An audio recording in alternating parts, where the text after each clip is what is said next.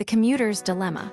Why Chevron's advice to drive less hits a wall of reality as gasoline prices continue to fluctuate due to geopolitical tensions, specifically the ongoing conflict involving Iran. The American public is facing a tightening squeeze at the pump.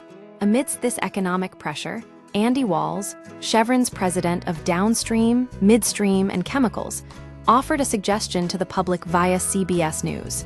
Americans should try to drive less to conserve energy. While the logic of reducing consumption to manage supply is theoretically sound, the advice has sparked significant backlash for overlooking the structural realities of American life. The disconnect between industry and infrastructure, the criticism directed at Walls, stems from a perceived gap between the perspective of energy executives and the lived experience of the average consumer. For many, driving is not a lifestyle choice or a recreational activity, but a non-negotiable necessity. When an executive from one of the world's largest oil companies suggests driving less, it ignores a fundamental truth. Much of the American landscape is built around the automobile, leaving much of the population with no viable alternative to fossil fuels for daily survival. The math of necessity. Why driving isn't optional. To understand why driving less is difficult advice to follow, one must look at the data regarding how Americans actually move.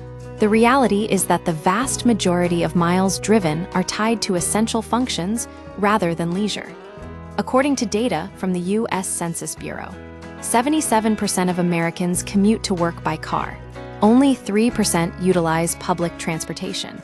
The average one-way commute covers approximately 20.5 miles and takes about 26 minutes. When you calculate these figures, the average American drives roughly 13,500 miles per year. Of that total, approximately 9,800 miles are spent simply traveling to and from work. This means that nearly 3/4 of a typical person's annual mileage is dedicated to employment. Once essential errands, such as grocery shopping, medical visits, and school transport are factored in, the discretionary or optional mileage left for most citizens is remarkably slim. A landscape of obligation, not recreation. The notion that high gas prices could be mitigated by curbing joyriding is not supported by federal data. A survey by the Federal Highway Administration indicates that the overwhelming majority of trips are categorized as essential work, shopping, family obligations. Only a small minority of trips are classified as social or recreational. This highlights a systemic issue. Even if every American decided to cut out all non-essential travel, the impact on fuel demand would be limited by the fact that most driving is required for basic participation in the economy and society. The bottom line, while reducing energy consumption is a valid macroeconomic goal, suggesting that consumers simply drive less ignores the reality that for 77% of the workforce, the car is a mandatory tool for survival, not a luxury for leisure.